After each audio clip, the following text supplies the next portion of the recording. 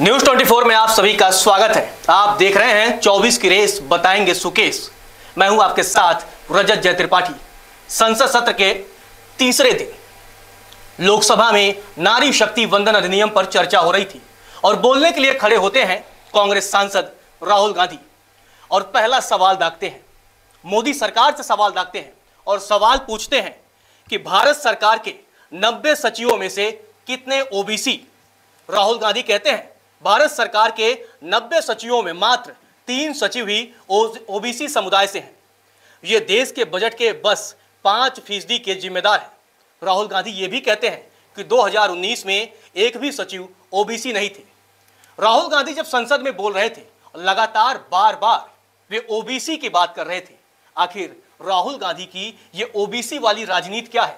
क्या 2024 के लोकसभा चुनाव के मद्देनजर राहुल गांधी ने महिला आरक्षण बिल के जरिए ओबीसी कार्ड खेल दिया है? और क्या ओबीसी कार्ड के जरिए पूरा जो विपक्ष है वो लामबंद हो गया है, एकजुट हो गया है? सुकेश जी, आपका स्वागत है। तो जैसा कि राहुल गांधी ने ओबीसी कार्ड जो चला है, क्या इस कार्ड ने जो भी विपक्षी पार्टियां हैं, जो मोदी विरोध की राजनीति करने वाली पार्टियां हैं, वे लामबंद हो गई हैं? मैं इसका फ्लिप साइड देता हूं आपको। ओबीसी वाली राजनीति तो पिछले कुछ समय से वो क्रीप इन कर गई थी इस पूरे गठबंधन में। जो इस गठबंधन के सबसे बड़े अगुवा हैं नीतीश कुमार, उन्होंने जातीय जनगणना पे बहुत दिन से उनका प्रयास रहा है। उन्होंने अपने स्टेट में शुरू भी करा दिया, वो कोर्ट में इसकी लड़ाई भी लड़ते रहे, जीत भी गए। अभी भी कुछ विवाद चल रहा है जब सुप्रीम कोर्ट में भारत सरकार के सॉलिसिटर जनरल ने एक एफिडेविट दे दिया कि ऐसी कोई जातीय जनगणना या अकिन टू सेंसस, मतलब उसकी जैसी कोई चीज नहीं करा सकते। बाद में वो उस पैराग्राफ को हटाया गया क्योंकि ऐसा लगा कि सरकार का व्यू ऐसा लगेगा कि वो इसके खिलाफ है। खैर, विषयांतर ना होते हुए तो ये मुहिम ओबीसी राजनीति वाली, पिछड़ों की राजनीति वाली, ये ट्राइड एंड टेस्टेड फॉर्मूला है, ऐसा लगता है विपक्ष को, इंडिया ब्लॉक को। 2014-15 में जब नरेंद्र मोदी बिल्कुल राष्ट्रीय पटल पे उनका प्रादुर्भाव हुआ था, उफान पे थी उनकी राजनीति, तब भी बिहार ने उनको 2015 में रोक लिया इसी फॉर्मूले के तहत। तो ओबीसी वाली राजनीति, रणनीति ये तो इंडिया ब्लॉक के साथ शुरू हो गई थी। ये जो महिला आरक्षण विधेयक है जो जल्दी ही कानून की शक्ल ले लेगी, उसके काउंटर के तौर पे ये ओबीसी की बात को लाया गया है। एक बड़ा नैरेटिव नरेंद्र मोदी सामने रखना चाहते थे कि जो आज तक नहीं हुआ वो नरेंद्र मोदी ने किया। मैं कई दिन से कह रहा हूं वो मी फर्स्ट वाली पॉलिटिक्स पूरा उनका नरेंद्र मोदी जी का शगल है। ये नैरेटिव एक बनेगा कि जो इतनी सरकारें नहीं कर पाई वो नरेंद्र मोदी ने करके दिखा दिया। कई बार वाजपेयी जी ने कोशिश की, मनमोहन सिंह के दौरान ये बड़ी कोशिश हुई, सोनिया गांधी उसके मध्य में थी इस पूरी रणनीति के, लेकिन लोकसभा से वो भी पास नहीं करा पाई। राज्यसभा से उन्होंने किसी तरीके से पास कराया था। जो आज उनके सहयोगी हैं वही प्रबल विरोधी थे इस बिल के और इसलिए रुक गया था। तो नरेंद्र मोदी ये करना चाहते हैं, ये उनकी सरकार ये बताना चाहती है कि ये जो पावरफुल मैंडेट वाली सरकार है, एक सशक्त सरकार है, एक ऐसी इच्छा शक्ति वाली सरकार है जो जो करना चाहती है वो कर देती है। तो ये एक मास्टर स्ट्रोक की तरह उन्होंने चला और इसका एक नैरेटिव बिल्ड किया जाएगा। जब आप देखेंगे ये बिल पास होगा तो आज से वो नैरेशन भी आपको देखने को मिलेगा। नहीं, आज ही आपको देखने को मिलेगा क्योंकि इसको एक फेस्टिव ओकेजन की तरह, और ये मैं दर्शकों को बता दूं कि एक ऐतिहासिक बिल है। इसके पहले 107, अगर मैं गलत नहीं हूं, विश्व के 107 देश ऐसे हैं जिन्होंने महिलाओं को आरक्षण दिया हुआ है। कई जगह तो महिलाएं जो हैं वो ज्यादा संख्या में हैं, वो ज्यादा वहां ज्यादा रिप्रेजेंटेटिव महिलाओं की हैं, वो बड़ा सशक्त मानी जाती है। तो ऐसे में भारत ने एक सुनहरे युग में प्रवेश किया है जब महिलाओं को आरक्षण, चाहे वो मजबूरी में हो। मैं बार बार कहता हूं कि कोई भी दल महिलाओं को आरक्षण देने के पक्ष में नहीं है संसद में, विधानसभा में। इसका मतलब यह भी नहीं है कि महिलाओं के उत्थान के लिए किसी ने कुछ नहीं किया, सबने अपने अपने स्तर पे किया है, लेकिन इट बॉयल्स डाउन टू कि किसकी सीट जाएगी। ये रिजर्व सीट हो जाएगी। तो ये जो फियर है, ये फियर फैक्टर हमेशा इस बात का इस बात को एक पीछे से ये एक माइंडसेट रही है कि ये ना हो तो अच्छा है। लेकिन आज की राजनीति ऐसी हो गई है जब नीचे तक महिलाएं एम्पावर्ड हो गई हैं। मैं एक बात सिर्फ कह दूं कि ये क्यों इंपॉर्टेंट हो गया। जैसे बिहार है, वहां 50% आरक्षण है स्थानीय निकायों में, बहुत पहले नीतीश कुमार ने किया था और वो एक वोट बैंक की तरह उनके लिए काम आता रहा, आज भी आ रहा है। कई स्टेट्स में ये लागू हो गया है। तो अब नीचे तक महिलाएं जो है वो अपने आप को एम्पावर्ड फील करती हैं, वो पॉलिटिकल प्रोसेस का हिस्सा हो गई हैं, वोटिंग राइट्स को लेकर बड़ा कंसर्न और जागरूक हो गई है। तो ऐसे में ये करना जरूरी था। अब आते हैं ओबीसी पे, जिस पे आप सवाल करना चाहते होंगे कि इससे ओबीसी का क्या संबंध है। राहुल गांधी का ये कहना, सोनिया गांधी का ये कहना, ये कांग्रेस के स्टैंड में शिफ्ट है। कांग्रेस जब खुद बिल लेकर आई थी उसमें ओबीसी के लिए आरक्षण का प्रावधान नहीं था, और इसीलिए उनके सहयोगी समाजवादी पार्टी, आरजेडी, सबने इसको इंस्टॉल किया था और बिल रुक गया था। तो एक तरफ आप एक लार्जर पिक्चर खींचते हैं, जो नरेंद्र मोदी ने कहा कि छोटे कैनवास पे बड़ा उकेरा नहीं जा सकता, बड़ी कोई पिक्चर नहीं बन सकती, कैनवस बड़ा करना होगा। तो उन्होंने कैनवस को बड़ा कर दिया है कि महिला आरक्षण देने वाला प्रधानमंत्री कौन? नरेंद्र मोदी। लेकिन इसका साइड इफेक्ट देखेंगे, इसका फ्लिप साइड देखेंगे तो कांग्रेस भी उस खेमे में खड़ी हो गई है जहां बाकी पार्टियां खड़ी थी, जो ओबीसी के हक और हुकूक की बात करती हैं, बात करती हुई दिखती है। करता कौन है, नहीं करता है। राजनीति में लिप सर्विस बड़ी चीज होती है और एक नैरेटिव बिल्डिंग अजीब चीज होती है। तो ऐसे में वो तमाम पार्टियां जो अभी तक, कांग्रेस जैसी पार्टी जो अभी तक इस बारे में खुलकर बात नहीं करती थी, अब राहुल गांधी का भाषण, सोनिया गांधी का भाषण, तमाम बाकी पार्टियों का भाषण, और उसमें ओबीसी को जो छोड़ दिया गया है, इसको मुद्दा बनाने में लगी है। तो क्या ये बाकी तमाम पार्टियां जो इंडिया ब्लॉक की, जो इन चीजों पे जुदा हो सकती थी, शायद नरेंद्र मोदी का ये पॉलिटिकल मास्टर स्ट्रोक इसलिए भी था कि जैसे ये मुद्दा आएगा इंडिया बिखरेगा। लेकिन क्या ये उलट हो गया है कि इंडिया अब एक साथ और हो गया और ज्यादा स्ट्रांगली, ज्यादा फियर्सली वो अब बीजेपी का मुकाबला करेगा, नरेंद्र मोदी का मुकाबला करेगा और ओबीसी को लामबंद करने की कोशिश करेगा। एक सवाल इसमें, कल जब संसद में बोल रहे थे राहुल गांधी, उन्होंने जातीय जनगणना की बात की और कर्नाटक के कोलार रैली में भी उन्होंने कहा था जिसकी जितनी हिस्सेदारी उसकी उतनी भागीदारी। कल राहुल गांधी ने कहा कि प्रधानमंत्री को सीधे चुनौती दी कि बिल में, पहले तो उन्होंने कहा कि बिल में ओबीसी के आरक्षण का प्रावधान होना चाहिए, उन्होंने स्पष्ट तौर पे कहा। फिर आगे वो कहते हैं जातीय जनगणना से डरिए नहीं प्रधानमंत्री जी, देश में कितने ओबीसी, दलित और आदिवासी हैं इसका भी जवाब मिलना चाहिए। तो ये जो पूरा आप देख रहे हैं राहुल गांधी का जो बयान है, पहले तो ऐसा बयान नहीं आता था, लेकिन पिछले कुछ समय से ये जो बयान आ रहा है, इस बयान को किस तरह देख रहे हैं आप? ये पिछड़ों की लामबंदी की कोशिश है उनके साथ, और इसीलिए आप ये आफ्टर इफेक्ट देखेंगे कि राजभर का इस तरफ आ जाना या ले आया जाना।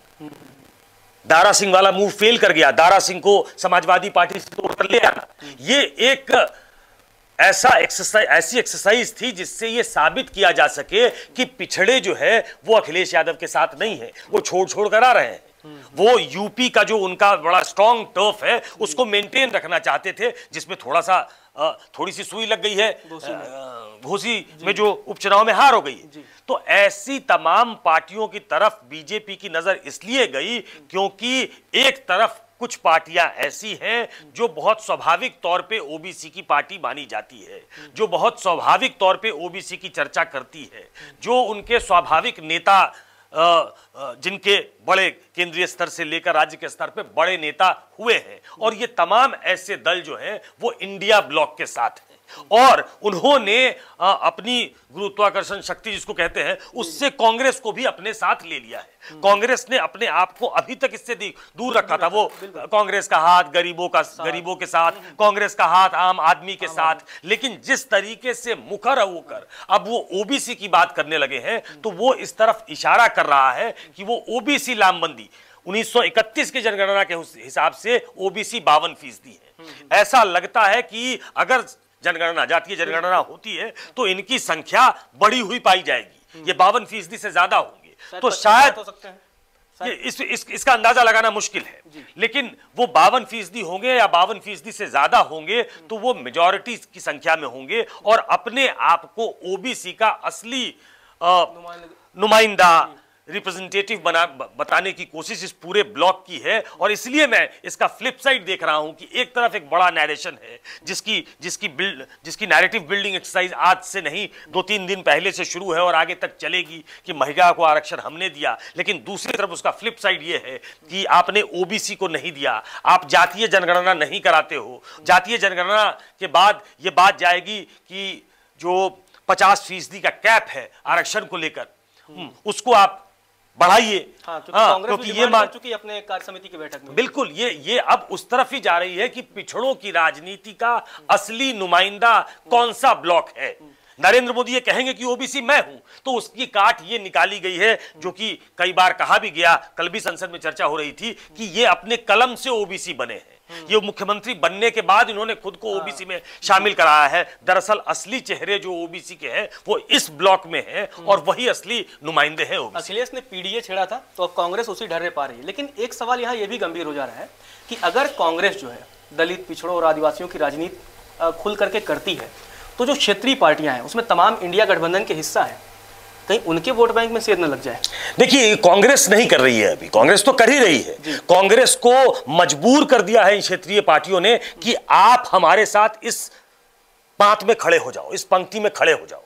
और उनको सबसे बड़ा फियर आज की तारीख में नरेंद्र मोदी का है। वो तीसरा टर्म नरेंद्र मोदी को नहीं देना चाहते, इसलिए कई जगह आप देखेंगे कि कांग्रेस कंसीड करती हुई दिखाई दे रही है। ये बार बार ये मेरा हंच हो सकता है, लेकिन जिस तरीके से ओबीसी को के मुद्दे को पुश किया जा रहा है, क्या वो इस लाइन पे भी जा रहे हैं कि कोई ओबीसी चेहरा सामने खड़ा कर दिया जाए नरेंद्र मोदी के? अगर ये होता है तो आप ये समझेंगे कि पिछड़ों का असली चैंपियन कौन है, इसकी लड़ाई शुरू। आप किसको देख पा रहे हैं? अगर मोदी के अगेंस्ट में कोई पिछड़ा चेहरा अगर इंडिया से आए, कौन हो सकता है? नहीं, देखिए, ये बड़ा मुश्किल है, लेकिन मैं सिर्फ एक अंदाजा लगा रहा हूं कि ओबीसी पुश सिर्फ यहीं तक होगा या फिर एक डिसाइसिव लड़ाई जब सामने आप कोई चेहरा देते हैं तो वो लड़ाई बड़ी डिसाइसिव हो जाती है।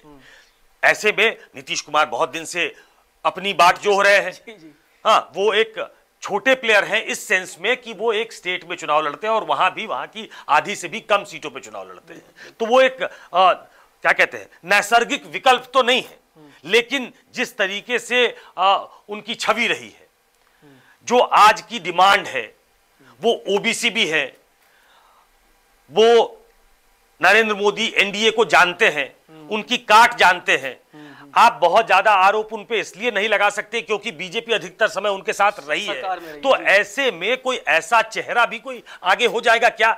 ये मैं सिर्फ मैं कयास लगा रहा हूं कि ये इतना बड़ा पुश संसद से लेकर संसद के बाहर तक राहुल गांधी का भाषण होता है, राहुल गांधी की तरफ से जो उनके लोग प्रेस रिलीज भेजते हैं उसमें भी ओबीसी बात को प्रमुखता से लिखते हैं, क्योंकि बिल्कुल वो ये दिखाने के लिए है कि ओबीसी राजनीति, पिछड़ों की राजनीति ये पूरा ब्लॉक कर रहा है। तो ये यहीं तक रहेगा या किसी दलित को आगे बढ़ाएंगे?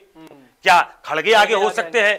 ये सिर्फ कयासबाजी मैं कर रहा हूं, मुझे इसकी जानकारी नहीं। मैं बहुत ही दर्शकों को साफ तौर पे बताना चाहता हूं, ये मेरी जानकारी नहीं, ये मैं अपने अनुभव के आधार पे कह रहा हूं कि क्या उस तरफ कदम बढ़ाने की कोशिश है या फिर मुद्दे पे रहेंगे और ऐसा दिखाएंगे कि हम ओबीसी के असली नुमाइंदे हैं, हम दलितों के असली नुमाइंदे हैं, सिर्फ इससे काम चल जाएगा? ये देख रहा हूं। सुकेश जी, क्योंकि हम बता ही रहे हैं कि 24 की रेस की बात कर रहे हैं, तो लास्ट सवाल 24 की रेस से रिलेटेड है। क्या महिला आरक्षण बीजेपी और नरेंद्र मोदी को फायदा देगा या जिस तरह से कांग्रेस और राहुल गांधी ने अब इसमें ओबीसी का जो मामला जोड़ दिया है उससे इंडिया गठबंधन और कांग्रेस को फायदा होगा? देखिए, क्लियर एज है नरेंद्र मोदी एंड टीम को, क्योंकि वो ये कहने के लिए और वो वाजिब तौर पे इस बात के हकदार हैं कि उनके समय ये बिल पास हुआ। अगर ये बिल यूपीए ने पास करा लिया होता, अगर उस वक्त ही आरजेडी, जेडीयू और समाजवादी पार्टी, ये तमाम दल अगर इस बात पे हामी भर चुके होते तो शायद ये क्रेडिट उनको मिलता। लेकिन जिसके समय में ये बिल पास होगा उसको क्रेडिट मिलेगा। एक मैसेज देने की कोशिश होगी, और ये मैसेज कौन सा दल दे रहा है?